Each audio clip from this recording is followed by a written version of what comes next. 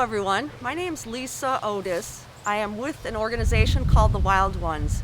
It is a national nonprofit organization and it was formed about 43 years ago. It started with a meeting at the Schlitz Audubon Center in Milwaukee.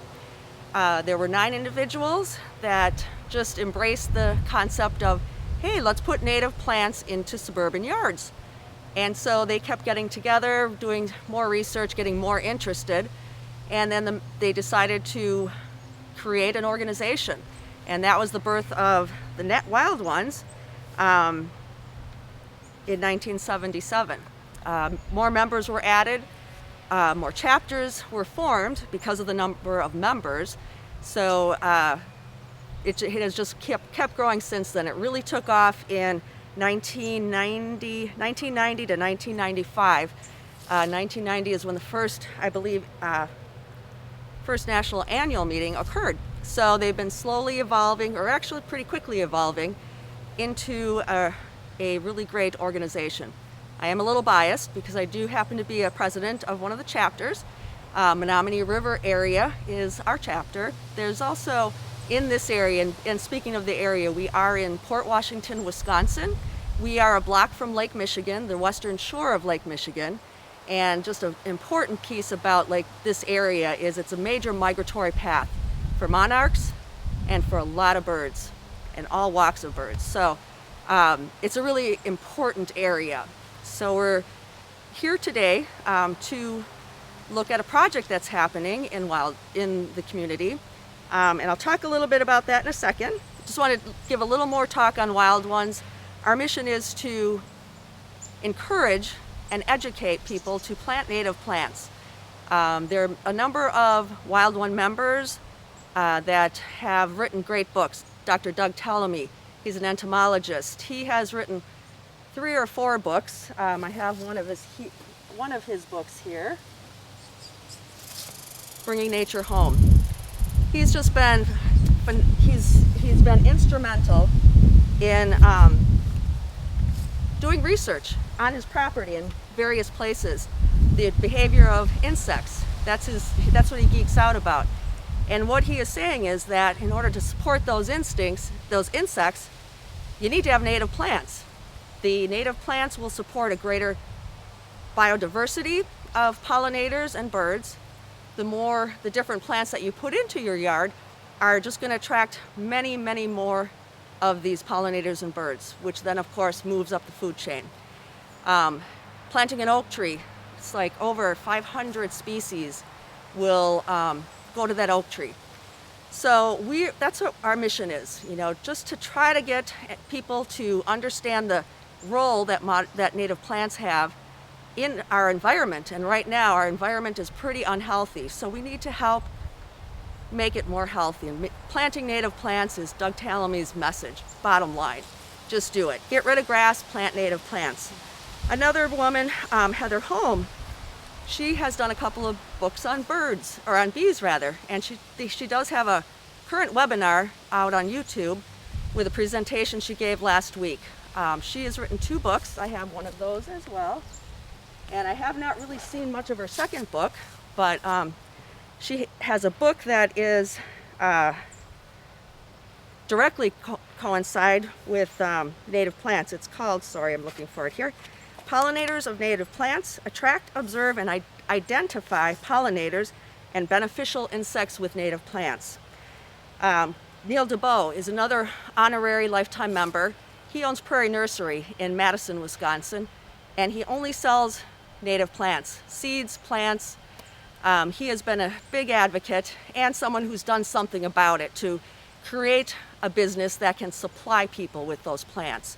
So he's been a speaker all over the place. He's a really great guy. We're glad to have him in the Wild Ones family. Lori Otto, speaking of its origin, she was one of the founding members.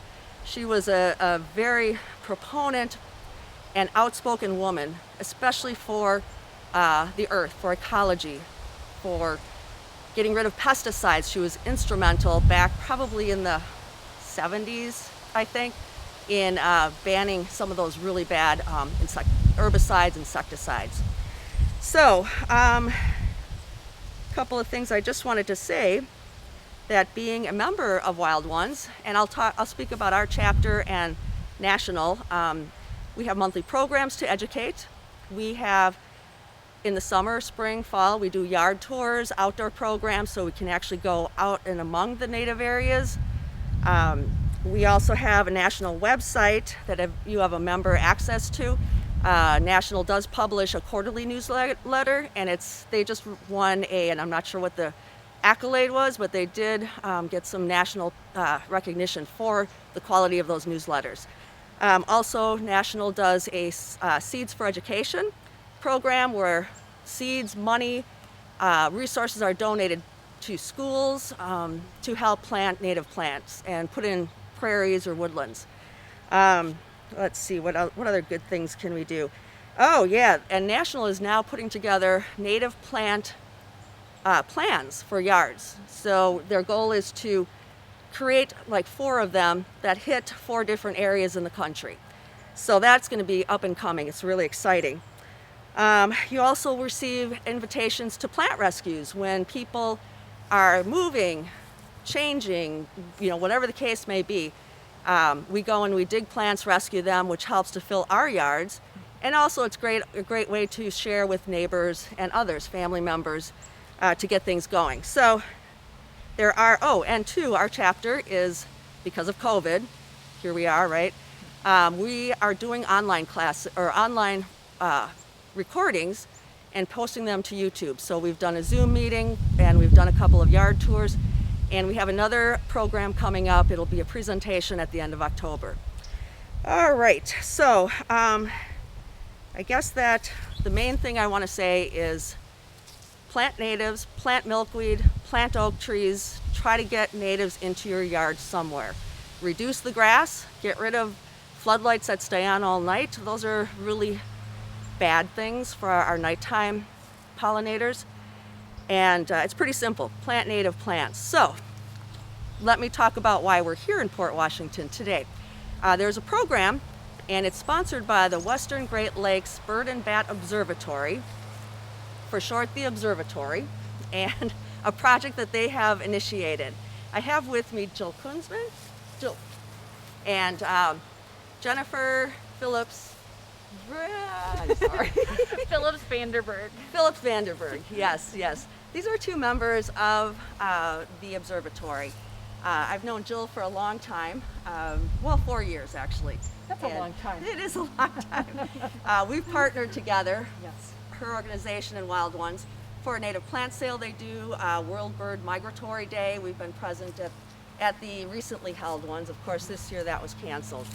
And Jen is also part of a new member of the Observatory, and she is spearheading this project. And the 2 are working together on it, and it is a habitat improvement project is the name of it. So I'm going to let Jill talk for a moment. Okay. Thank you, Lisa. You're welcome. I'm going to give also just a little bit of background history on the Western Great Lakes Bird and Bat Observatory. We are actually celebrating our 10th anniversary this year. Happy anniversary. So that's almost gray hair aging for an observatory, perhaps. Right. Initially, our headquarters was at the Ozaukee Washington Land Trust's Forest Beach Migratory Preserve, which is where we started working together. And this year, actually a year ago in November 2019, we moved our office headquarters into downtown Port Washington.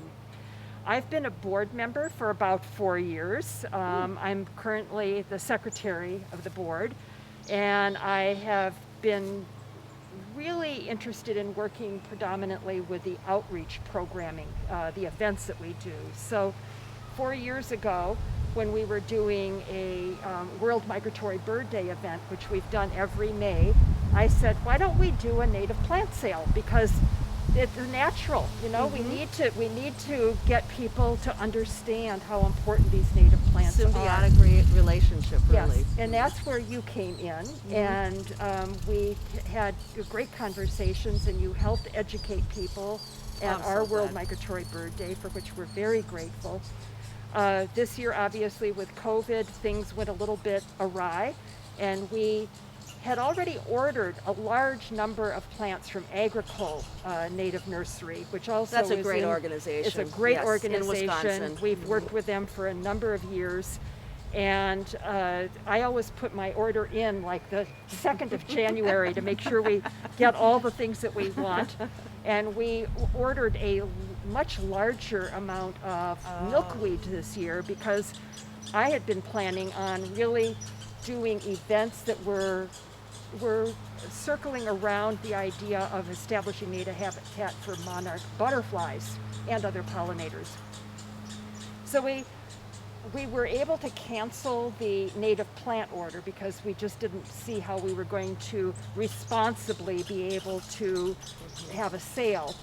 But we kept the milkweed order because our new science director, who also came to us last November, has started to develop some really interesting research projects. And this is where the outreach activities that I've been involved in over the last 4 years really segue with what Jennifer is planning for her research project.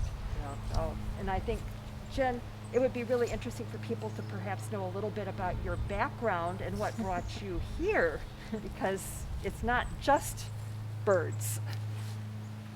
Yes.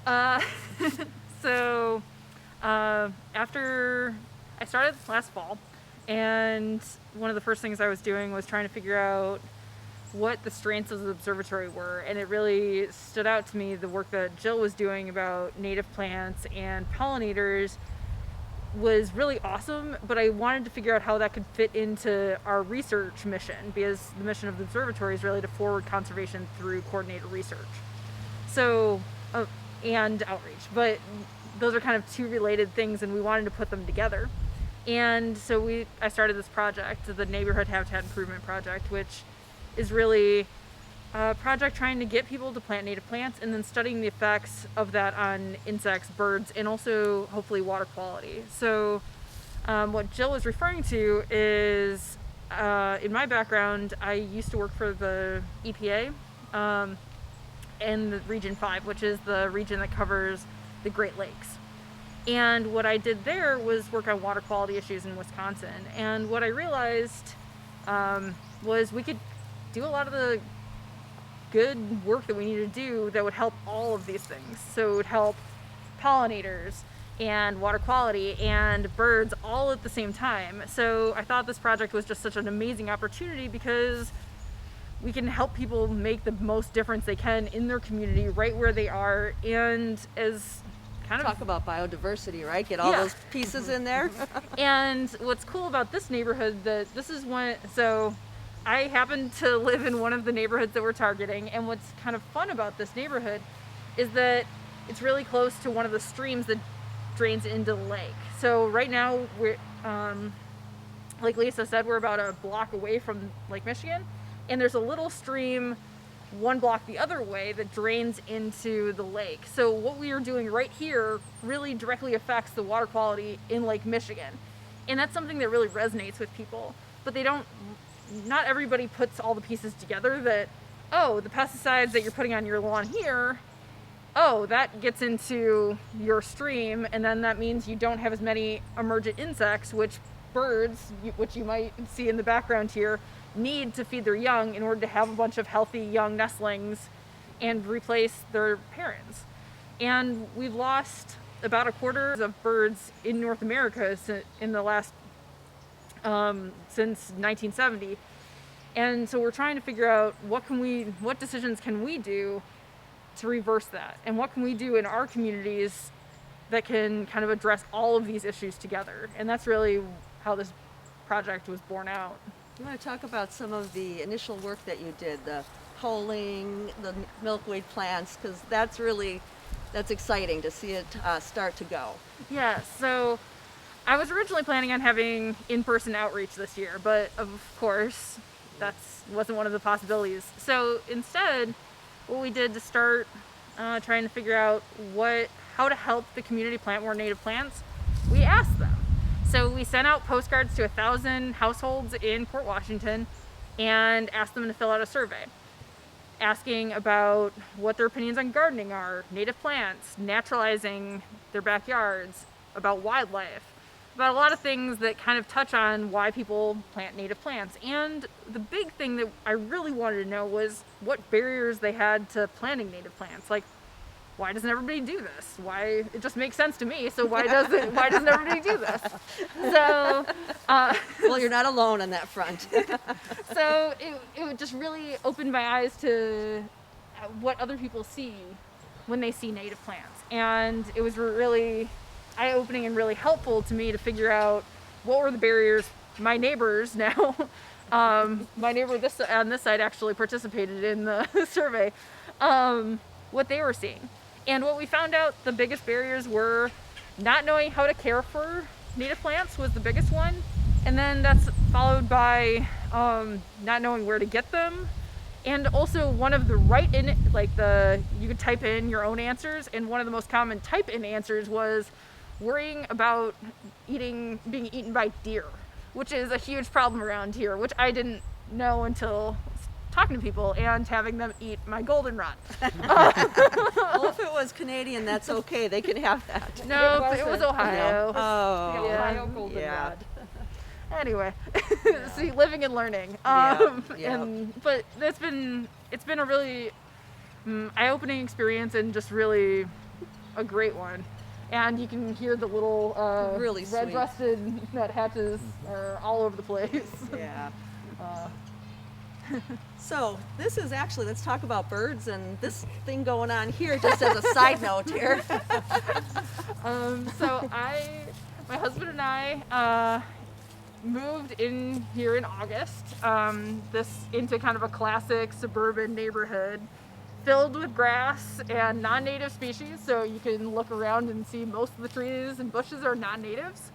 But it also came with this contraption that the previous owners made to try to reduce squirrels, which you could probably hear in the background. I think when Lisa, you were talking, you could hear the red squirrels going like crazy. Yep. So they love these pines, and so it's a real challenge to make sure they don't eat all of the birdseed.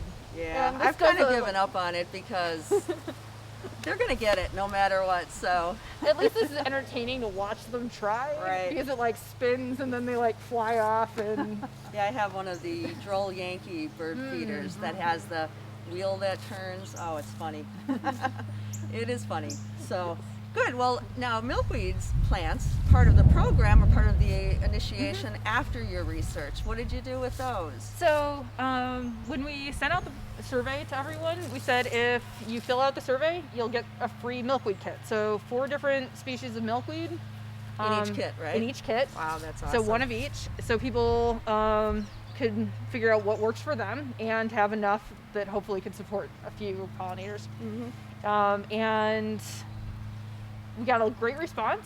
So Great. about 100 people responded, filled out the survey, and also a lot of them wanted to keep participating even after.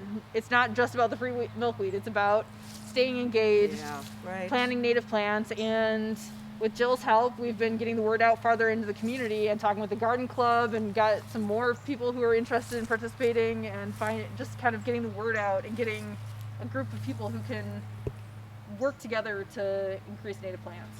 Well, and not only that, which is a really big deal, a lot of stuff, but you also have the support of the city. Yes. John Crane. Crane is the superintendent of parks. He's an arborist. And so the city is behind this project, which that's really huge because the city owns a lot of land to start with. They are maintaining parks. They are maintaining here, the bluff, the beaches. So to have them on board with you is really exciting to me. Really exciting. And that's one of the really exciting things. Since I'm relatively new to the nonprofit sector, after working government and academia, I just really had no idea of how much buy-in we'd get from other nonprofits and the city. And one of the really fun things has been talking to other nonprofits and getting partners and talking with the city. Like John is doing great things. Like he's starting small, but starting with what they can really maintain for native plants. So I went around with him, I guess a week ago now, and like there are just these little plots around the city that he's trying to get more natives into, and where there's really opportunities, seizing those opportunities and kind of getting these native plants into neighborhoods, which is what we're trying to do too on the neighbor, like individual residential side, but to have the complement of the city, because the city has tons of these little tiny parks scattered all throughout the whole city. And what we're working with the city to do is actually get kind of these test model gardens out into the city so that people can see, oh, this is in my neighborhood, I would like to have that here. And it would work with my awful clay soil that I don't know what's going to grow in. Well, so having that right there is just really such a testament, and I think it's just such an awesome opportunity.